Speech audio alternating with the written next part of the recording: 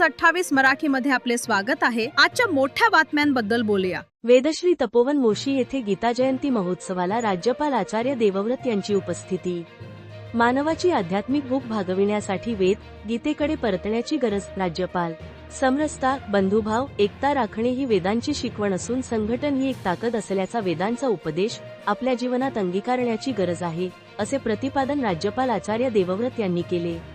मानवाची आध्यात्मिक भूक भागविण्यासाठी आपल्याला वेद, गीता, उपनिषदांकडे पुन्हा जावे लागेल, असेही ते यावेळी म्हणाले। वेदश्री तपोवन मोशी येथे वेदश्री तपोवन कार्य समिती, महर्षी वेदव्यास प्रतिष्ठान, संत ज्ञानेश्वर गुरुकुल, गीता परिवार, श्री कृष्ण सेवा निधी यांच्या संयुक्त विद्यमाने आयोजित गीता जयंती महोत्सव कार्यक्रमात ते बोलत होते।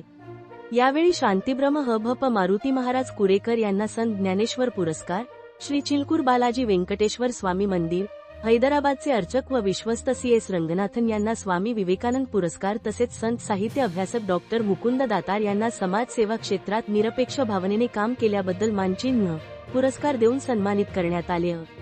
सिटी रिपोर्टर पुणे विठ्ठलराव बेडगेची रिपोर्ट।